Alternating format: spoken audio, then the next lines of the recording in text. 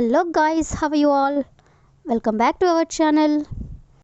జనరల్గా మన డైలీ లైఫ్లో మనం చాలా రకాల వర్డ్స్ అండ్ సెంటెన్సెస్ అనేవి యూజ్ చేస్తూ ఉంటాం కదా. సో అలాంటి వర్డ్స్ అండ్ సెంటెన్సెస్లో నుంచి నేను కొన్ని వర్డ్స్ తీసుకొని వాటికి సంబంధించిన కొన్ని ఎగ్జాంపుల్ సెంటెన్సెస్ అనేవి మీకు క్లియర్గా చెప్తాను. మీరైతే ఈ వీడియోని స్కిప్ చేయకుండా ఎండ్ వరకు చూడడానికి ప్రయత్నించండి. అలాంటి వీడియోస్ నా ఛానల్లో చాలానే ఉన్నాయి, వాటిని కూడా ఒకసారి మీరు ప్లేలిస్ట్లోకి వెళ్ళి చూసేయండి.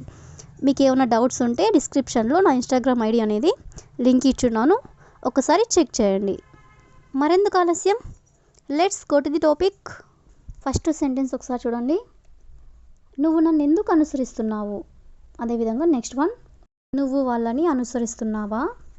ఈ టూ సెంటెన్సెస్ కూడా ఒకసారి చూడండి. రెండిట్లో కూడా మనం అనుసరించడం అనే వర్డ్ని అయితే తీసుకున్నాం కదా. సో ఈ వర్డ్ని తీసుకొని దీనికి సంబంధించిన మరిన్ని ఎగ్జాంపుల్ సెంటెన్సెస్ అనేవి చూద్దాం. సో ఫస్ట్ సెంటెన్స్, ఇతరులను అనుసరించే అలవాటు మానుకో. అంటే ఇంకొకరిని అనుసరించే అలవాటు మానుకో అని మనం చెప్పాలనుకున్నప్పుడు break the habit of following others. Break the habit of following others. Break the habit of following others అంటే ఇతరులని అనుసరించే అలవాటు మానుకో అని. అదేవిధంగా నెక్స్ట్ వన్, నేను మిమ్మల్ని అనుసరించను అంటే నేను మిమ్మల్ని ఫాలో అవ్వను అని చెప్పాలనుకున్నప్పుడు I won't follow you. I won't follow you అంటే నేను మిమ్మల్ని అనుసరించను అని. అదేవిధంగా నెక్స్ట్ వన్, ఆమె ఎల్లప్పుడూ నిన్ను అనుసరిస్తుంది. ఆమె ఎల్లప్పుడూ నిన్ను అనుసరిస్తుంది అని చెప్పాలనుకున్నప్పుడు she always follows you. She always follows you అంటే ఆమె ఎల్లప్పుడూ నిన్ను అనుసరిస్తుంది అని. అదేవిధంగా నెక్స్ట్ వన్, అతను నన్ను అనుసరిస్తున్నాడు. అతను నన్ను అనుసరిస్తున్నాడు అని చెప్పాలనుకున్నప్పుడు he is following me. He is following me అంటే అతను నన్ను అనుసరిస్తున్నాడు అని. అదేవిధంగా నెక్స్ట్ వన్, మీరందరూ అతనిని తప్పక అనుసరించాలి అంటే మీరందరూ కూడా తప్పకుండా అతనిని అనుసరించాలి అని చెప్పాలనుకున్నప్పుడు all of you must be follow him. All of you must be follow him అంటే మీరందరూ అతనిని తప్పక అనుసరించాలి అని. అదేవిధంగా నెక్స్ట్ వన్, నువ్వు వాళ్ళని అనుసరిస్తున్నావా? నువ్వు వాళ్ళని అనుసరిస్తున్నావా అని మనం అడగాలనుకున్నప్పుడు are you following them. Are you following them అంటే నువ్వు వాళ్ళని అనుసరిస్తున్నావా? అదేవిధంగా లాస్ట్ వన్, నువ్వు నన్ను ఎందుకు అనుసరిస్తున్నావు అంటే నన్ను ఎందుకు ఫాలో అవుతున్నావు అని చెప్పాలనుకున్నప్పుడు why are you following me. Why are you following me అంటే నువ్వు నన్ను ఎందుకు అనుసరిస్తున్నావు అని. సో ఈ విధంగా మనం అనుసరించడం అనే వర్డ్ని తీసుకొని దానికి సంబంధించిన కొన్ని ఎగ్జాంపుల్ సెంటెన్సెస్ అనేవి చూసాం కదా. నెక్స్ట్ సెంటెన్స్ ఒకసారి చూడండి. వాళ్ళు దాన్ని తీసుకుని పారిపోయారు. అదేవిధంగా ఆమె నా మొబైల్ తీసుకుని పారిపోవడానికి ప్రయత్నించింది. ఈ టూ సెంటెన్సెస్లో కూడా కామన్గా మనం పారిపోవడం అనే వర్డ్ని అయితే తీసుకున్నాం కదా. సో ఈ వర్డ్ని తీసుకొని మరికొన్ని ఎగ్జాంపుల్ సెంటెన్సెస్ అనేవి చూద్దాం. సో ఫస్ట్ సెంటెన్స్, నేను నీ ల్యాప్టాప్ తీసుకొని పారిపోలేదు. నేను నీ ల్యాప్టాప్ తీసుకొని పారిపోలేదు అని చెప్పాలనుకున్నప్పుడు I don't make off with your laptop. I don't make off అంటే నేను పారిపోలేదు. విత్ యువర్ ల్యాప్టాప్ అంటే నీ ల్యాప్టాప్ తీసుకొని. అదేవిధంగా నెక్స్ట్ వన్, పోలీసులు వచ్చే ముందే దొంగలు నగలు తీసుకొని పారిపోయారు అంటే పోలీసులు వచ్చేలోపే దొంగలు నగలన్నీ తీసుకొని పారిపోయారు అని చెప్పాలనుకున్నప్పుడు the thieves made off with jewellery before the police arrived. The thieves అంటే దొంగలు, మేడ్ ఆఫ్ అంటే పారిపోయారు, విత్ జ్యువెలరీ అంటే నగలతో, బిఫోర్ ద పోలీస్ అరైవ్డ్ అంటే పోలీసులు వచ్చే ముందే. అదేవిధంగా నెక్స్ట్ వన్, నువ్వు ఆమెని తీసుకుని ఎందుకు పారిపోయావు? నువ్వు ఆమెని తీసుకుని ఎందుకు పారిపోయావు అని చెప్పాలనుకున్నప్పుడు why did you make off with her. Why did you make off with her అంటే నువ్వు ఆమెని తీసుకుని ఎందుకు పారిపోయావు అని. అదేవిధంగా నెక్స్ట్ వన్, ఆమె మా బ్యాగ్ తీసుకుని పారిపోతుంది.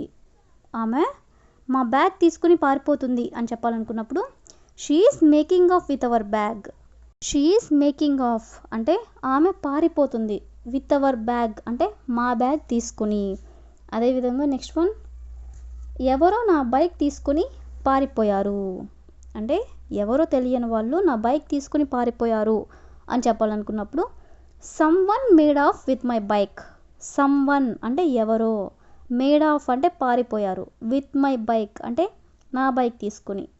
అదేవిధంగా నెక్స్ట్ వన్, అతను నా మొబైల్ తీసుకుని పారిపోవడానికి ప్రయత్నించాడు అని చెప్పాలనుకున్నప్పుడు he tried to make off with my mobile. He tried అంటే అతను ప్రయత్నించాడు, టు మేక్ ఆఫ్ అంటే పారిపోవడానికి, విత్ మై మొబైల్ అంటే నా మొబైల్ తీసుకుని. అదేవిధంగా లాస్ట్ వన్, వాళ్ళు దాన్ని తీసుకుని పారిపోయారు. వాళ్ళు దాన్ని తీసుకుని పారిపోయారు అని చెప్పాలనుకున్నప్పుడు they made off with that. They made off అంటే వాళ్ళు పారిపోయారు, విత్ దట్ అంటే దాంతో, అంటే దాన్ని తీసుకొని అని. సో ఈ విధంగా మనం కొన్ని ఎగ్జాంపుల్స్ అనేవి చూసాం కదా. నెక్స్ట్ సెంటెన్స్ ఒకసారి చూడండి. వెక్కి వెక్కి ఏడవకు. అదేవిధంగా ఎందుకు వెక్కి వెక్కి ఏడుస్తున్నావు ఇలా చెప్తూ ఉంటారు కదా. సో వెక్కి వెక్కి అనే వర్డ్ని తీసుకొని దానికి సంబంధించిన కొన్ని రిలేటెడ్ ఎగ్జాంపుల్ సెంటెన్సెస్ అనేవి చూద్దాం. సో ఫస్ట్ వన్, ఆమె 3 గంటల నుండి వెక్కి వెక్కి ఏడుస్తుంది. ఆమె 3 గంటల నుండి వెక్కి వెక్కి ఏడుస్తుంది అనేదాన్ని మనం ఇంగ్లీష్లో ఎలా చెప్పాలంటే she has been crying her eyes out for 2 hours. She has been crying అంటే ఆమె ఏడుస్తూ ఉంది, హర్ ఐస్ అంటే ఆమె కళ్ళ నుండి, అవుట్ ఫర్ 2 hours అంటే 2 గంటలుగా. అదేవిధంగా నెక్స్ట్ వన్, వెక్కి వెక్కి ఏడవడం ఆపు. వెక్కి వెక్కి ఏడవడం ఆపు అనేదాన్ని stop crying your eyes out. Stop crying your eyes out అంటే వెక్కి వెక్కి ఏడవడం ఆపు అని. అదేవిధంగా నెక్స్ట్ వన్, మీరు వెక్కి వెక్కి ఎందుకు ఏడ్చారు. మీరు వెక్కి వెక్కి ఎందుకు ఏడ్చారు అని మనం అడగాలనుకున్నప్పుడు why did you cry your eyes out. Why did you cry your eyes out అంటే మీరు వెక్కి వెక్కి ఎందుకు ఏడ్చారు అని.